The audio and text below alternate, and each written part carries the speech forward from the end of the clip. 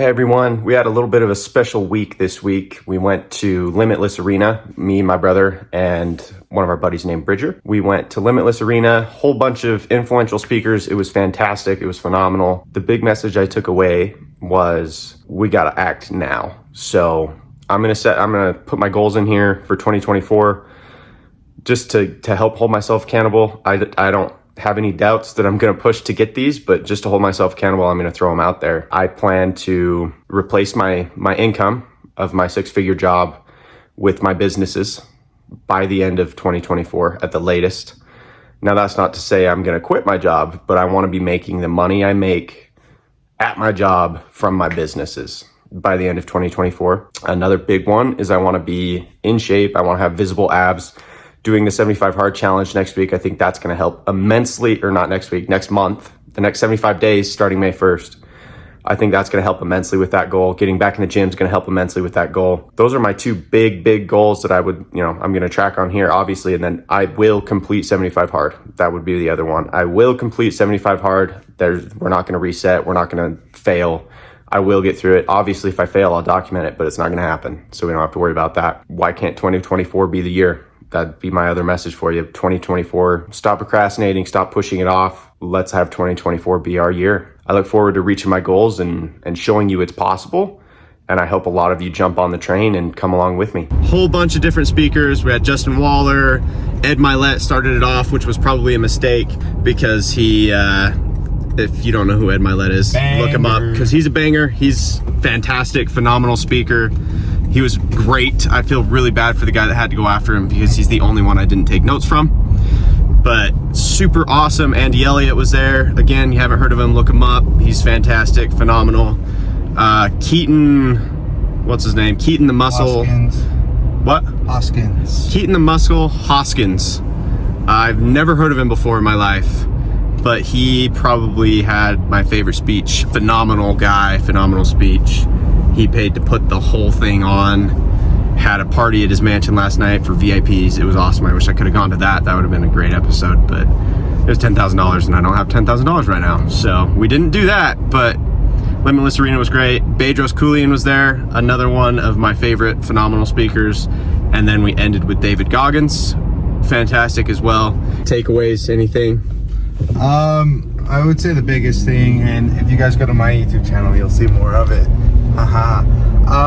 But it's really just about changing your mindset, because when you change your mindset, everything becomes possible.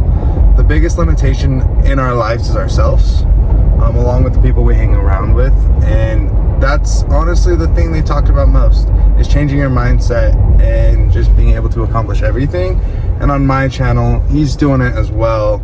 But on my channel, I've set 2 goals: to lose weight, 70 pounds in 6 months at least. And then I want to become a millionaire in 2 years, which is more than doable. You know, I think I could get it in less than a year. So that's what we're going with. And honestly, anything's possible. So come along with the journey with us. It's going to be awesome. Biggest takeaway I would say for me is just do it. I think every speaker, it started with Ed Milet talking about start acting with the end in mind. You are going to die just like everybody else, but we all think we're invincible and we're not going to die. Everybody's going to die. I'm going to die. He's going to die. If you're watching this video, you're going to die at some point. And I can reflect and look back and tell you right now, I've wasted a lot of time in my life. And if I were rewatching my life, I would be furious with how much time I've wasted. So stop procrastinating. You don't have to be 100. That's another one. Jen, I don't know how to say your last name. Sorry. But you don't have to be 100% confident. You don't have to be 100% ready. Just be 1% more ready or 1% more confident than you are not. You can be 51% confident and 49% unconfident. And that's enough to take action and just do it. And you will lay down in your bed and think, dang, I did that and that wasn't even that bad. So my biggest takeaway is just start taking action, stop procrastinating, stop putting it off. You're more ready than you think you are. Let's get on this together. And really quick, you kind of going along with what Caleb said, sorry, I'm driving, but you think about you're 100 years old on your deathbed, you know, you're talking to your kids. How many regrets do you want to have? Of course, playing video games, not going to the gym, eating unhealthy, you know, getting some McDonald's, quick, easy. It's those quick dopamine hits. But when you're 100, thinking about your life, how much are you going to regret those? Whereas if you go, you make a few $1 million, you are able to change people's lives the way you want. You're able to coach up your kids, make them the people you want. You're their hero. What kind of difference is that going to make? You know, you have to start today to get that. And if you never start, you don't want to live with regrets. So just do it. Sorry, I know the lighting is not good right now. I'll edit it and do what I can, but I wanted to get these points out before I forget. So, main points from Keaton, the muscle. I have the big four. He told a story about a girl named Karma who had cancer, who reached out to him and the Diesel brothers. I don't know if you know, but he was a Diesel brother. Reached out to him and the Diesel brothers, or her mom did. Her mom reached out to Keaton and the Diesel brothers and said, hey, she has a list and you can help her accomplish everything on that list. And the first thing on the list was she wanted to go to prom. She wanted a shopping spree, she wanted to ride in a limo, she wanted to ride in a Lamborghini. Those were the four things I remember, at least in the story. He said, sign me up, let's do it. So he showed up to pick her up for a shopping spree and get everything for prom and ride in the limo. And the point from the first, and I don't remember the lesson that she taught him in this one, but the first point was we need to be more delusional as people. The second point that he made was we need to stop caring what people think. And this part of the story, they show up at prom in a Lamborghini, and her body is just giving out on her at this point. She's not doing good. She didn't have very long to live. So they get her out of he picks her up, gets her out of the Lamborghini, and he's wheeling her in. And he showed a picture, actually, and his head is down in the picture because he was just thinking about what everybody was thinking about him. Were they judging him? Did he not look good? Were they judging his beard? Were they judging him for something? Who knows? Were they making fun of him? Were they talking bad about him? And he could just only think about that. And he looked up at Karma's face, and she had the biggest smile on her face, not a care in the world. So we need to stop caring about what people think about us if we want to be great. We cannot be great if we care what people think about us. His third point was we need to be resilient as shit. Pardon my French, but that is exactly what he said. We need to be resilient as shit. And the story he tells here is, again, her body's giving out on her at this point. She did not have long to live. She was not doing good at all. She was on oxygen. Her body wouldn't keep itself, the temperature wasn't regulating, so she couldn't keep herself warm. She was cold, and she had to take a break halfway through the prom because she was just so tired. So Keaton walked up to her. He said, hey, let's get out of here. I'm tired too.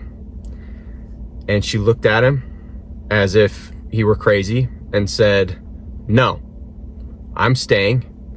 You will wait. There is no way we are more tired than an 11-year-old girl that is dying of cancer. So stop saying that. We need to be resilient as shit. Don't give up. Push through the hard times. We can do it. And then the fourth and final point that he shared is we need to be brutally honest with ourselves. And this one hit home for me. He's driving Karma home after prom, and he felt guilty. And I mean, I think all of us have done something like this at some point, right? She's dying. And he looks over at her and he says, you know, I don't care what the doctors say. I think you're going to be just fine. You're going to be just fine. You're going to make it through. I don't care what the doctors say, but you're going to be just fine. And he lied to her face to make himself feel better. I know I've done that. I'm sure everybody in the world has done that.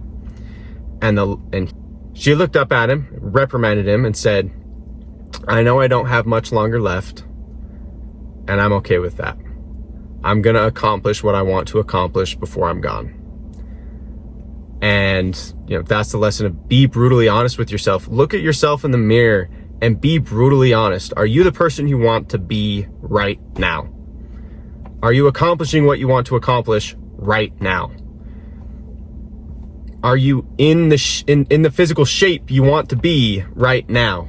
Are you doing the things you want to do to be successful right now? If the answer is no, be brutally honest with yourself and set up a plan to be successful. And then the final note that I'm gonna leave, this is the end of the video, but final note I'm gonna end this video on, another Keaton. It's in the Bible. I don't remember what the verse is, I apologize. But the scripture says, Jesus said, be more like the children. And all of these points, Karma was 11 years old. So all of these points are be more like Karma. Be those 4 points. Be more like the children. As we get older, we start to take in the world's beliefs and our imagination stops, our beliefs stop. Be more like the children, and you can get where you want to go. We're gonna be starting 75 Hard here soon. Strive Board's rolling out a challenge I'm super excited for. I think it's gonna change a lot of people's lives. Super stoked for that. Stay tuned for more, and I will see you guys next week. Come on, Garrett. Take your shirt off, Garrett. Bro actually made Garrett stand up on stage, body shamed him in front of everyone, says, doesn't bother you enough. Otherwise you would have done something about it, Garrett. I've literally never met a person that has been in sales that actually likes it. This guy literally tells his employees that they're fired if they don't have under 10% body fat. I'm going to tell you this, my entire company, my entire team, if you don't have a six-pack, you don't work for us. No, I know.